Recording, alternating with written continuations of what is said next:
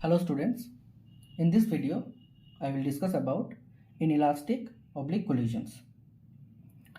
Some students may face some difficulties in understanding such a complex problem, but let me show you the easiest way to handle such kind of problems. First, let us discuss about inelastic collisions. So what are inelastic collisions? In this type of collisions, the initial kinetic energy of the system is not equal to the final kinetic energy of the system. Therefore, the kinetic energy of the system is not conserved before and after the collision. So far so good? Okay. Next, what is oblique collision? So oblique collisions are generally two-dimensional collisions. In this type of collisions, the colliding bodies do not generally follow the direction along the line joining their center of masses. So let me explain this in a simpler way. Let us consider that there is a mass, there is an object of mass m1, and there is another object which has mass m2. This is the center of mass of m1 and this is the center of mass of m2.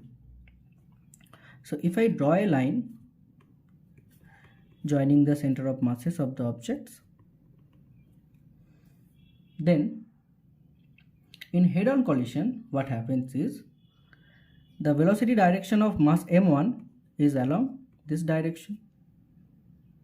The velocity direction of mass m2 will be along this direction.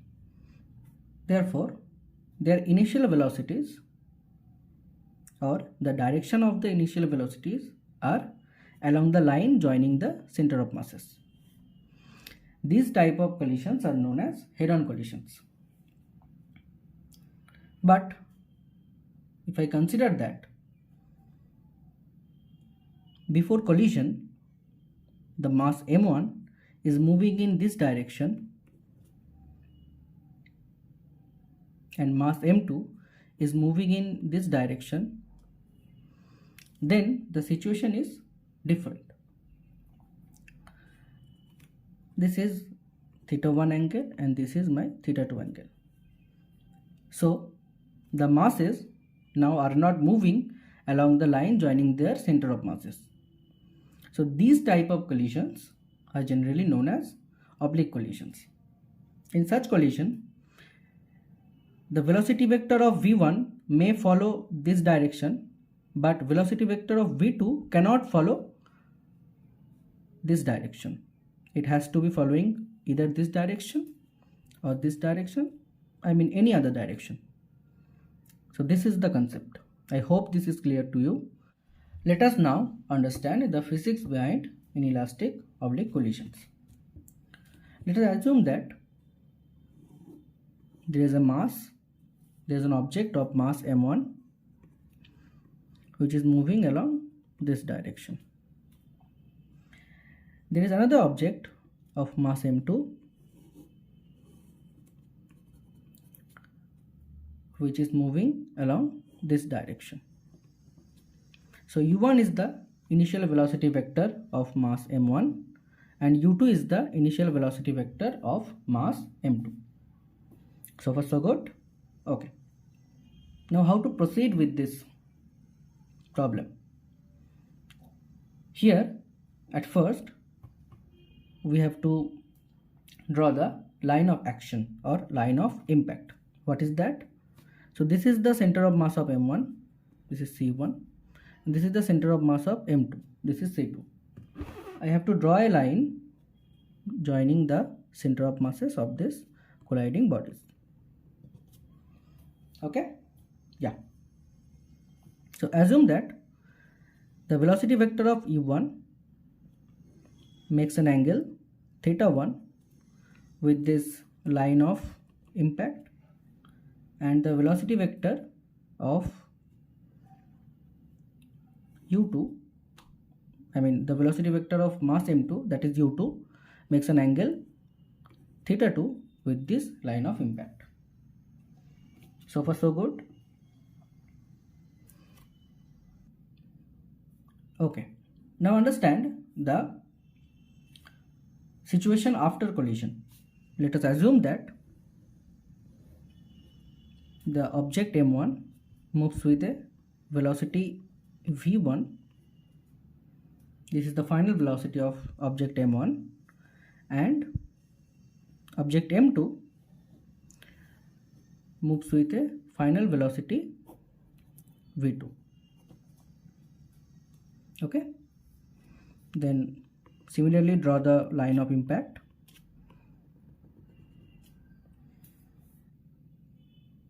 Then assume that the object M1 makes an angle alpha 1.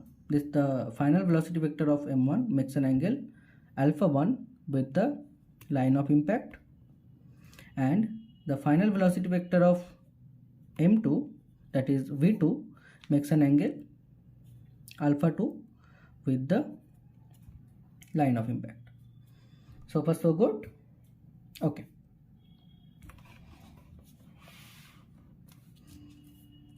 now let us draw the velocity vectors or the velocity components along the line of impact. So this is my line of impact. So this is the velocity vector u1, this is my angle theta 1. So along the line of impact, this is u1 cos theta 1 and this is u1 sin theta 1. Similarly, this is my velocity vector u2 and this angle is theta 2. So along the line of impact, the component of u2 will be u2 cos theta 2 and this is u2 sin theta 2.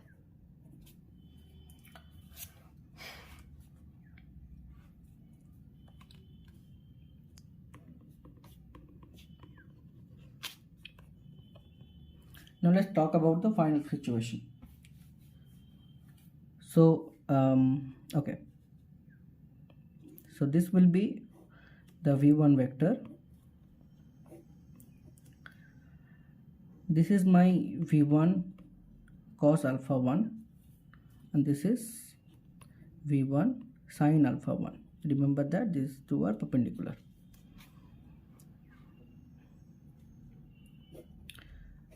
This is v2 vector, this is alpha 2, this is my v2 cos alpha 2, this is my v2 sin alpha 2.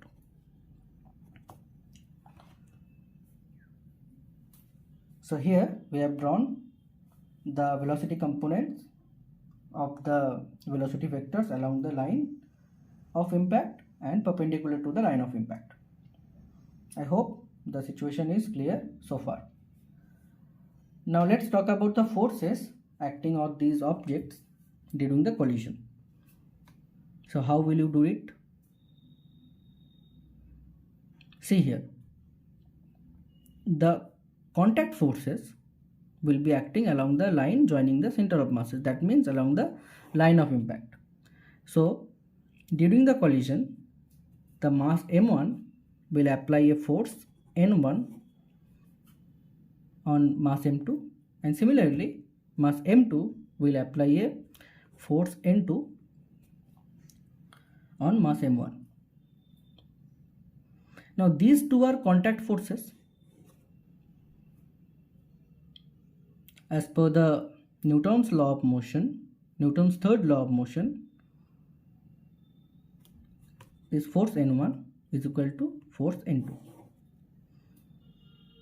Therefore, if we consider the m1 and m2 system, then the net internal force will be 0.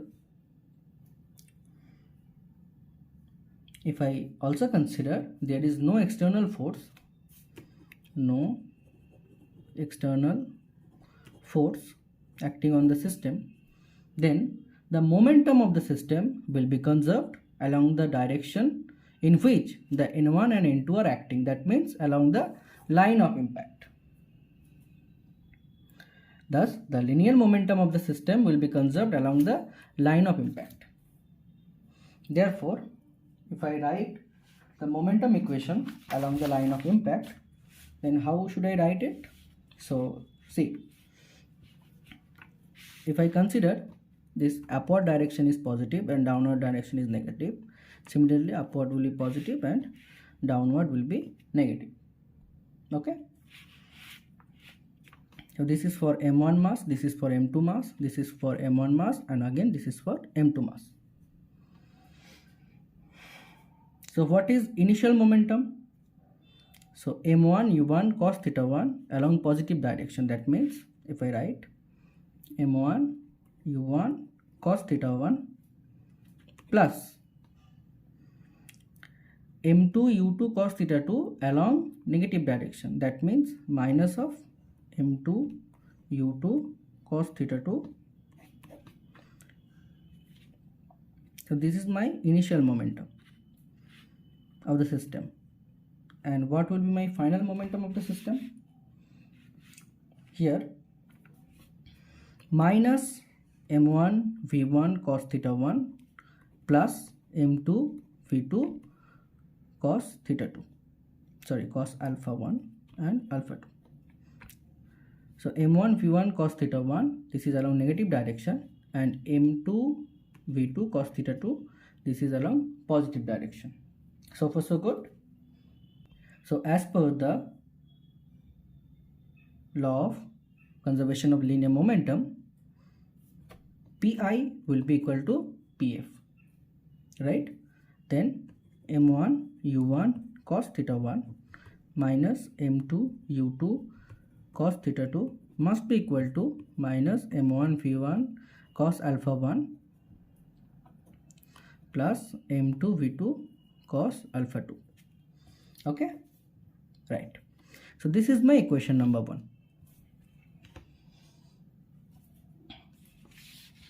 Next, see here,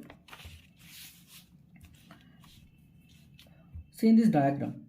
So forces are acting along the line joining the center of masses. That means along LOI or line of impact. So as per Newton's law of motion, if we consider M1 as an individual system and M2 as an individual system, then I can see that this is my mass M1. It has a vector component, a initial velocity vector component, U1 cos theta 1, and here U2 cos theta 2. The force acted on M1 is along this direction, that is N2. So as per Newton's law, the velocity of this object can change only along this direction. It cannot change along this direction.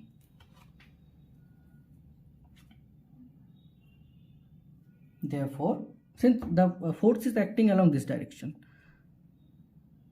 therefore the momentum of M1 will be conserved along the line perpendicular to the line of impact. That means this momentum, that is M1 U1 sin theta 1, has to be equal to this momentum, that is M1 V1 sin alpha 1, right? Okay. So here I got it, that is M1 U1 sin theta 1 equal to M1 V1 sin alpha 1. This is my equation 2, right? Similarly, the momentum of M2 due to this velocity component must be equal to the momentum of M2 due to this velocity component. That means M2 U2 sin theta 2 equal to M2 V2 sin alpha 2. This is my equation number 3. Now in a question, m1 will be given, u1 will be given, theta 1 will be given, m2 will be given, u2 will be given, and theta 2 will be given. So on the left hand side, the values are known, but in the right hand side, I know the value of m1, I know the value of m2, but I don't know the value of v1, alpha 1, and v2 and alpha 2. So there are total 4 variables that I want to find out. Okay, but I have only 3 equations, and we know that to solve 4 variables I must have 4 equations, right? So there are another equation which will be based on the coefficient of restitution, that is E. So what is E? It is the ratio between relative velocity of separation by relative velocity of impact. Relative velocity of separation is how fast they are receding from each other, and relative velocity of impact is how fast they are coming towards each other. And along which direction? It has to be along the line of impact. It has to be along the line of impact. So see here,